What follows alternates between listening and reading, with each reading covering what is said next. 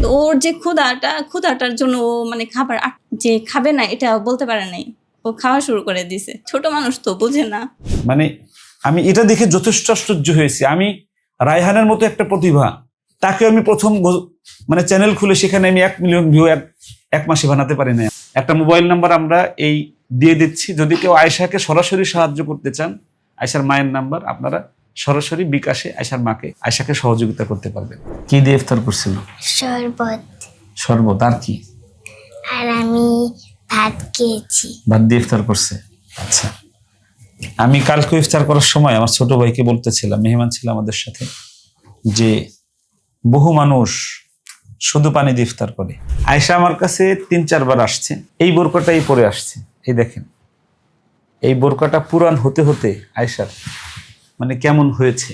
আমার একটা উদাত্ত আহ্বান হলো, এই আয়েশাদের জন্য আমি একটা নিজস্ব জায়গায় একটা মাদ্রাসা করতে চাই। আমি এখন বর্তমানে 12 লক্ষ টাকার উপরে বাড়ি ভাড়া দেই মাসে। আমার যদি ভাড়াটা না দেওয়া লাগে, আমি আরো 200 এতিম আমি লালন পালন করতে পারবো এই টাকা দিয়ে। এজন্য আপনারা যদি, আমি কোনো সাহায্য নেই না, তবে শুধুমাত্র জায়গা, যদি কেউ অ্যারাউন্ড ঢাকার মধ্যে আমাকে 1 বিঘা বা 2 বিঘা একটা জায়গা কেউ দিতে পারেন, তাহলে আমি এই 1000 এতিম এক জায়গা রাখতে পারবো ইনশাল্লাহ।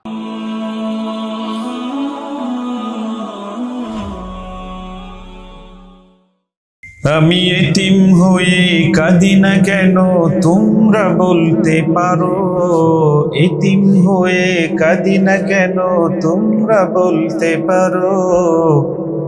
এতিম ছিলেন আমার নবী, এতিম আমিও,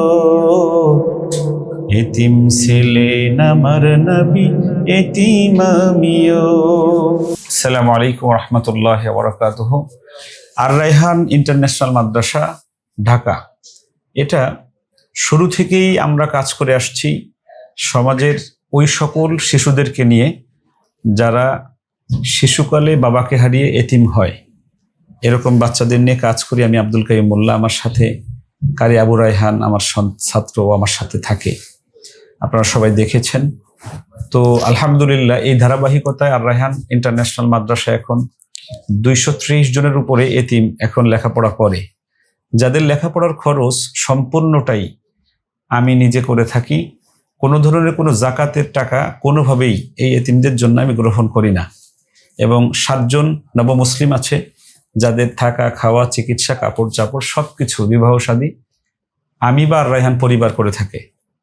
এই ধারাবাহিকতায় আজকে আমার কাছে মাহে রমাদানের আজকে 10ম রোজা, 2026 মাহে রমাদান 10 নম্বর রোজা।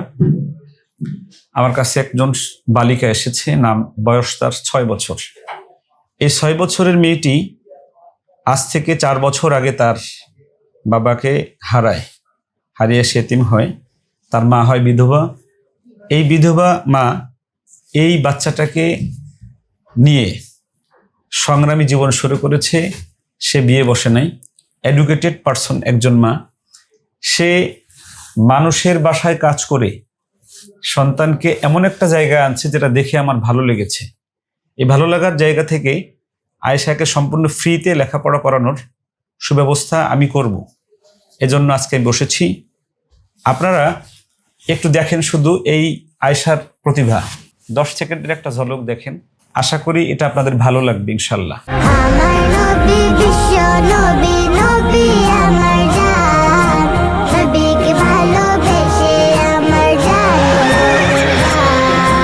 এই গজলগুলো আয়েশার মার নিজের লেখা, নিজের সুর করা এবং পরিকল্পনা সবই এই বিধবা মায়ের।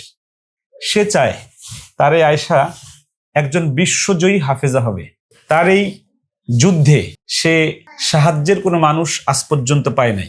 আমি আব্দুল কাইয়ুম মোল্লাকে সে মনে করেছে যে তার এই আয়েশার জীবনে একজন সাহায্যকারী মানুষ হিসেবে থাকবে। হ্যাঁ, আমি কথা দিচ্ছি যে এই প্রতিভাবান এই মেয়েটাকে আমি হাফেজা বানিয়ে আদর্শিক একজন মানুষ বানানোর চেষ্টা করবো ইনশাল্লাহ। সবাই দোয়া করবেন। আমরা একটা আয়েশার সাথে আগে কথা বলি। আসসালামু আলাইকুম রহমতুল্লাহ। ওয়ালাইকুম আসসালাম। কেমন আছো আয়েশা? ভালো। তোমার নাম কি? আয়েশা। তোমার আব্বুর নাম কি? আজিজুল। তোমার আম্মুর নাম কি? আমার আম্মুর নাম শাফি আক্তার। শাফি আক্তার। গ্রামের নাম বলতে পারবা? আমার জামালপুর। জামালপুর গ্রামের নাম। আচ্ছা আচ্ছা। তোমার বয়স কত? আমার বয়স 5। আমার বয়স 6 বছর। 6 বছরে পড়ছে। আচ্ছা আচ্ছা। তোমার বাবা মারা গেছে কতদিন আগে বলতে পারবা? 6 দিন হুম 4 বছর ধরে মারা গেছে। 4 বছর ধরে মারা গেছে। তোমার বাবাকে তুমি দেখছো? মনে নেই বাবার কথা? বাবা কেমন দেখা যায় জানো এটা? হুম, বাবাকে কেমন দেখা যায় জানো? কি জানো? ভালো দেখাচ্ছে ভালো দেখা যায়। গতকালকে রোজা ছিলা? না।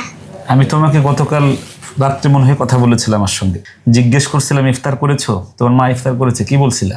আমি ইফতার করি নাই, কেন? আমি খালি কি দিয়ে ইফতার করছিল আম্মু?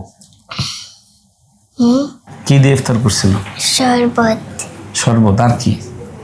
আর আমি ভাত খেয়েছি। ভাত দিয়ে ইফতার করছে। আচ্ছা, আমি কালকে ইফতার করার সময় আমার ছোট ভাইকে বলতেছিলাম, মেহমান ছিল আমাদের সাথে, যে বহু মানুষ শুধু পানি দিয়ে ইফতার করে। এরকমই কিছু মানুষ থাকে যারা স্বামীকে হারিয়ে বিধবা হয়, এরপরও সন্তানকে, আপনারা যে গজলটা আমি দেখাইছি, একটা গজল তৈরি করতে 30 থেকে 35-40 হাজার টাকা খরচ হয়।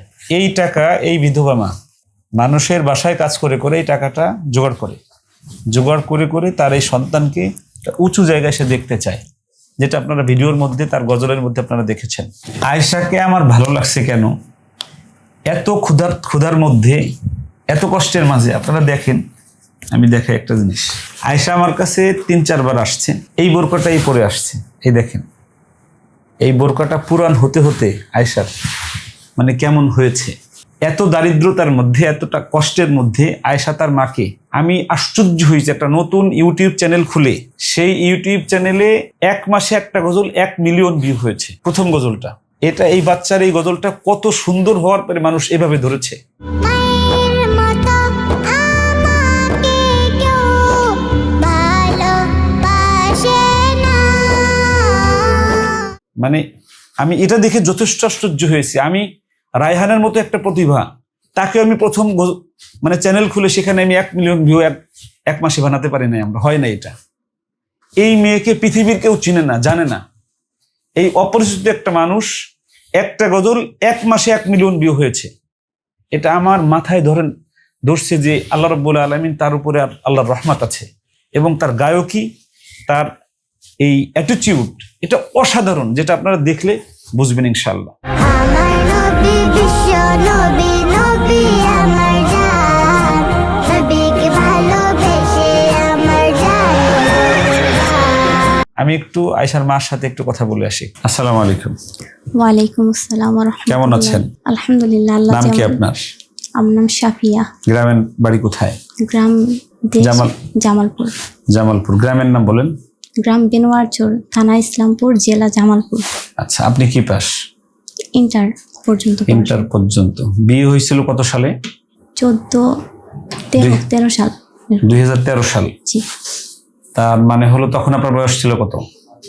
ছিল 14-15 এরকম। 14-15। তার মানে বিয়ের পরে আপনি ইন্টার পাস করেছেন? জি, এক্সাম দিয়েছি। এরপরে আপনার গর্ভে আসে কত সালে? 19 সালে জন্মগ্রহণ করেছে। 19 সালে জন্মগ্রহণ করেছে। আচ্ছা, এরপরে ওর বাবা মারা যায় কতদিন পরে?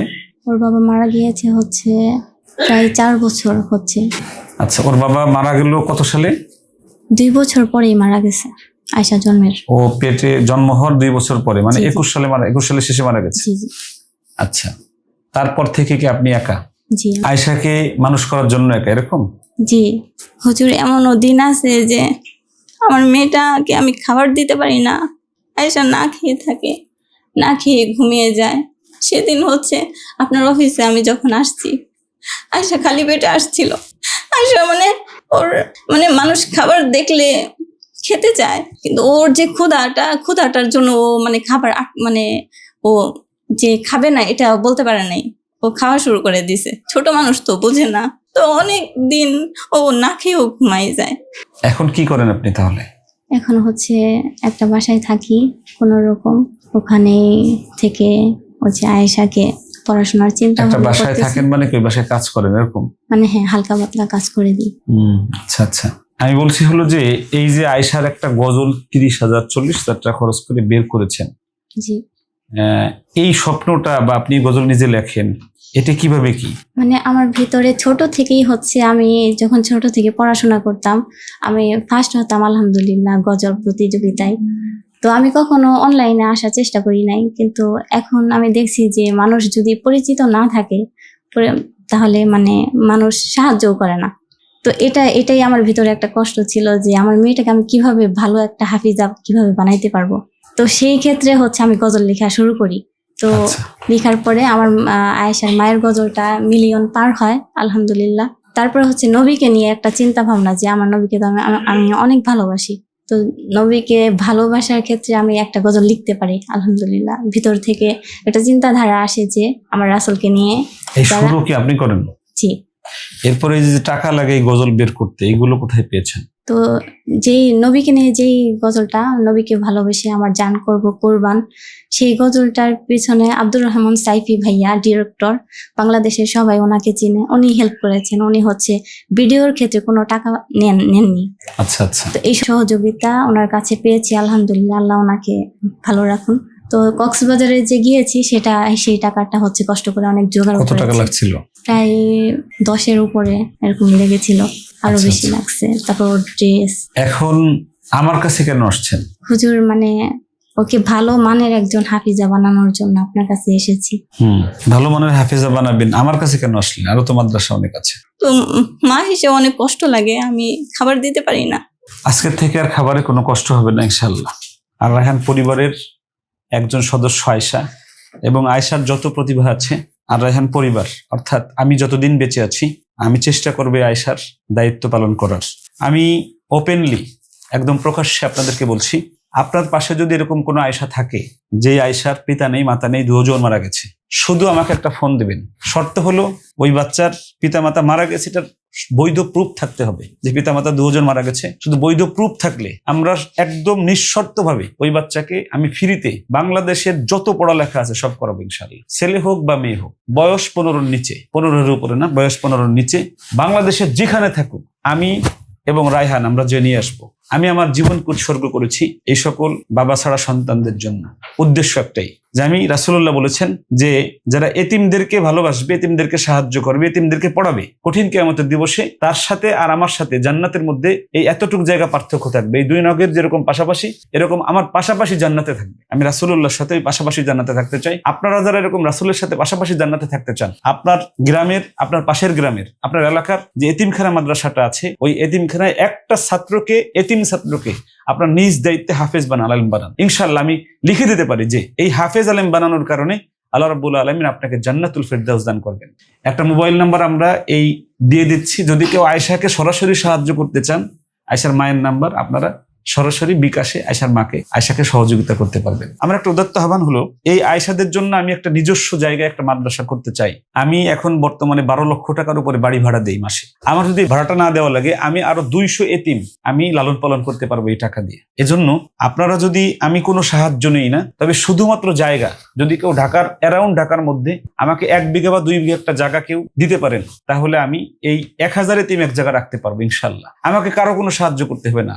আর যদি এরকম একা একজনে না পারে কেউ, তাহলে কমপক্ষে 500-700 মানুষ মিলে যদি 1 লাখ টাকা করে দেয়, তাহলে একটা বড় জায়গা হয়ে যাবে ইনশাল্লাহ। আল্লাহ রাব্বুল আলামিন সবাইকে এই আয়েশাদের পাশে থাকার তৌফিক দান করুক, এই এতিমদের সাহায্য করার তৌফিক দান করুক। সবাই ভালো থাকবেন, সুস্থ থাকবেন, নিরাপদে থাকবেন। আসসালামু আলাইকুম ওয়া রাহমাতুল্লাহি ওয়া বারাকাতুহু।